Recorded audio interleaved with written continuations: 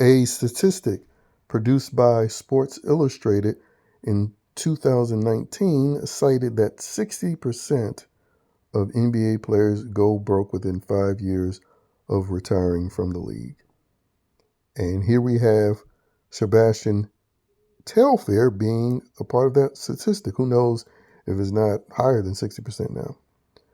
But anyway, the Negro got himself involved in some criminal issues. The most recent one was NBA healthcare fraud.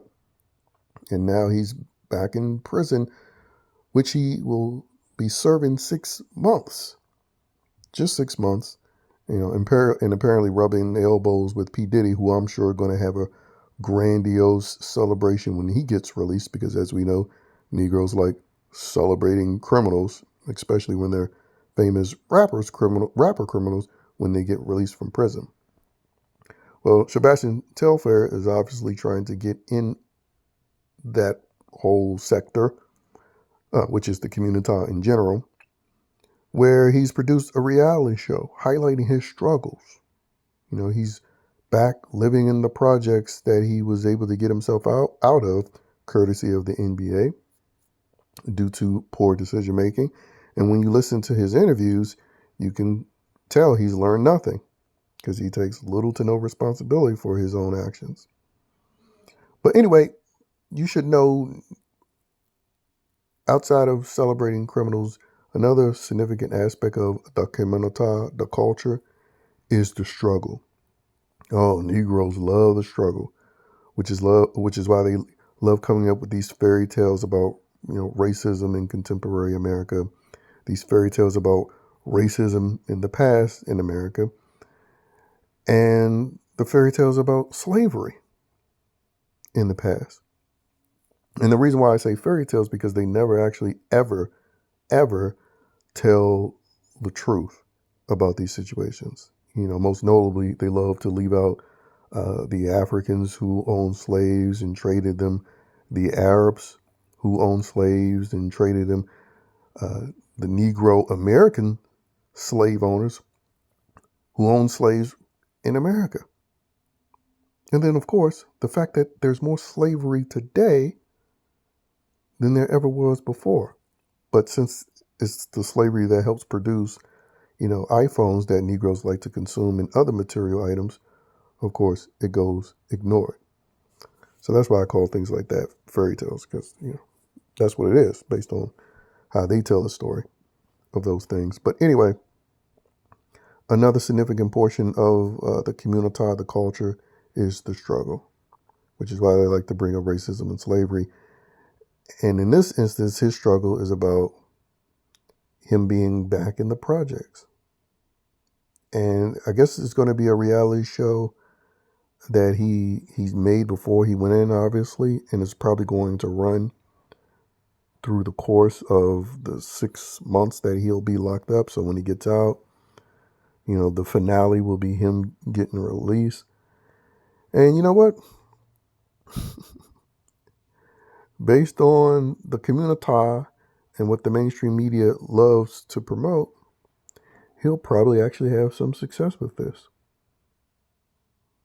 You see he's making friends with Rainbow Diddy Party. So obviously he's, working some connects on the inside.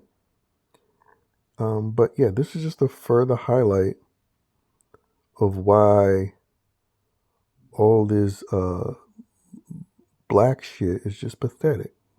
The culture, the community. Because even when I'm not highlighting the violent crime that happens, it's these behaviors that you see, which is just another just embarrassing thing to witness. Just as a man alone, if you want to claim any bit of masculinity, claim to have any sort of masculinity or manhood about yourself, you can't be a part of this so-called black bullshit. Because, again, this is what it champions. It champions morons that make stupid decisions who then seek sympathy through this, you know, thug life persona. You know, and there's nothing masculine about that. It's effeminate, it's buffoonish, but it's the community. You know, and Sebastian Telfair being very familiar with that, you know, that's what he's probably will successfully play to. I mean, because we see a lot of these Negroes, they have podcasts, you know, these degenerate rappers and athletes, and some of them have managed to have success. And as long as they play along with the typical black narrative, which is a concept created by the whitey that they claim to hate, specifically the liberal whitey and Jews, then, you know, these people we see get rewarded. You know, Steven Jackson, you know, middle-aged man bragging about being an old block, which again is the celebration of a street or a block where Negroes get killed over stupid shit. I mean, he's been provided with a mainstream platform. You know, the guy that led his son into death, that rapper, that Philly rapper, I forget his name, because, you know, again, gangbang persona, passed that down to his son and he got murdered. He too given a mainstream platform through podcasting. You know, mainstream media support this sort of thing, which is why it's always comical when these Negroes act like they're some type of revolutionaries or rebels when their dumb nigga shit is literally a significant cog within the system. You know, it's why Negroes are very easy to sell on things like communism and Marxism, because, you know, that's what so-called blackness was invented for. When, you know, liberal whites and Jews were coming up with it at their dinner tables. And then they eventually hand down how to be black to, you know, the Negroes back in that Harlem Renaissance Negroes like to brag about. But of course they conveniently leave out, which is why I say everything they talk about when it comes to the past is a fairy tale.